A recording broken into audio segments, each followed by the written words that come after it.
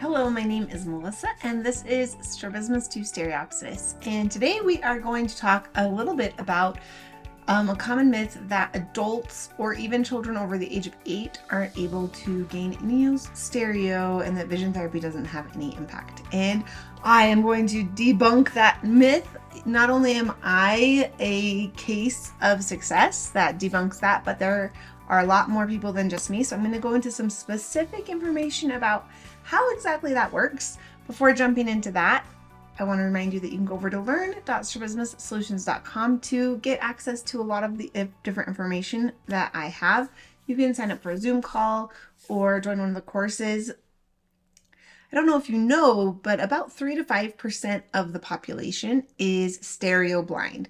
What that means is that for some reason or another, the 3 to 5% of the population is only using one eye, or they're not fusing the information from both eyes. And so this could be because of strabismus and an eye turn. It could be amblyopia. It could be someone who has gone blind in an eye, maybe cancer. There's a lot of different reasons, but 3 to 5% of the population is stereo blind.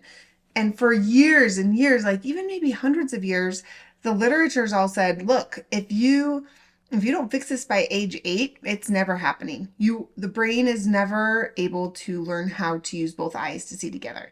And while it doesn't happen spontaneously very often in adults and people over maybe the age of 2, where you have surgery and align the eyes and they spontaneously start working together and developing stereo, doesn't mean that it's not possible. It just maybe needs work and actual effort, not just like spontaneous. So there was research done with like cats and different things, and honestly, the research isn't great and it really isn't super comparable to adults.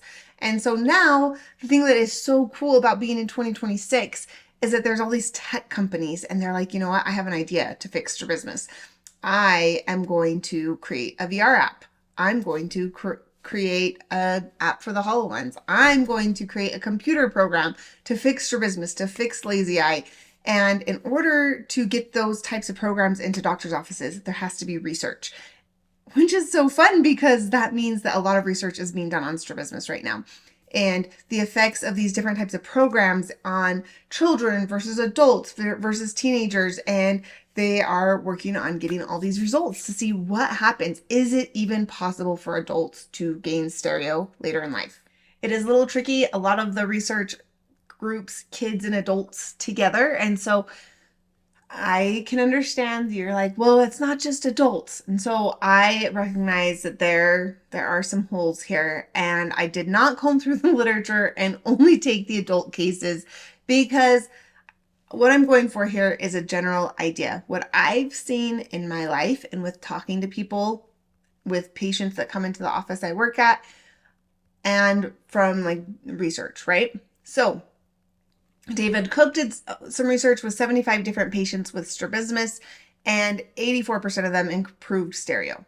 Okay, so stereo is how well you're able to use your eyes together. You may, I pull this out so often. I got it as just like a funny thing because I found it on eBay, but it is just actually, I love having it. So this is the stereo test that they use at a lot of doctors' offices. Sometimes they're a little bit different. Instead of the fly, they have like these little boxes over here that they're like a random image. It looks like staticky TV and there's like hidden pictures inside of it that I can't see, but you know, that's what people tell me. Okay, so these measure how much stereo a person has. And depending on what you're able to see, that tells you what number your stereo is, how many arc seconds of stereo. So the best is to have like a really low number. So like a really, really low number would be 20. I think on this test, it only measures down to 40. So if you can see everything on this test, you would have 40 arc seconds of stereo. And you can, you know, see all the disparity, all the fun things, okay? What David Cook's work says is if someone started it at nothing, like they have zero stereo at all, 84% improved. So that means they either went from nothing to being able to see the fly, or maybe being able to see the fly to being able to see 8 of the 9 circles, right? Or maybe they could see no animals before, but now they can see 2 of the 3. So not necessarily getting 100% on the stereo test, but they improve in stereo. So if we think of our stereo vision as a spectrum, there are improvements to be made on that spectrum. Okay, so is that possible? Absolutely. Most people are going to see huge improvements in how well they're able to have stereo. There was another study that I will link these studies actually in the description. That will probably help. This study was done in 2025, and it's a study about vision therapy, and the results say it led to significant gains in near stereo acuity for both children and adults.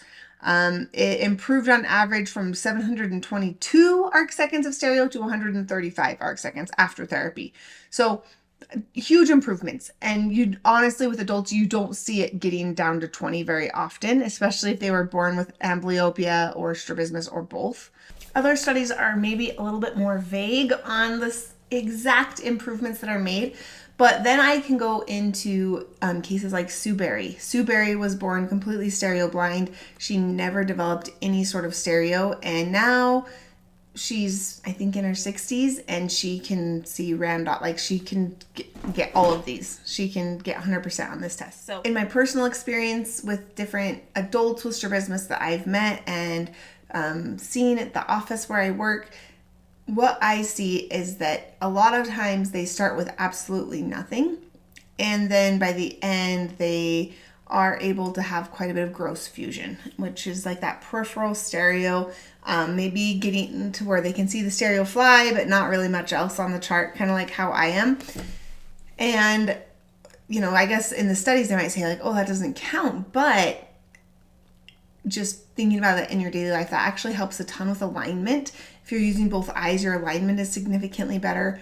Also, just like the way things look to you is significantly better. So that is something to just think about. Yes. In the past, research definitely said that if you are over the age of 8, you're not going to see any improvements in your vision, and that vision therapy is a complete waste of time and money, right? That is kind of the old method. But honestly, there wasn't a lot of great research being done on strabismus because it's like, who was there to gain? But now we have lots of tech companies looking to gain to help by helping people with strabismus, which I am all for, because the more people that are trying to fix it, the more research that's being done, the more inventive people are being, and the better results we are going to see with our therapy. So it's super exciting to me. I am always all for people using strabismus to make money. Yes, like figure out how to solve my problems and I will give you my money. That's how I feel about it.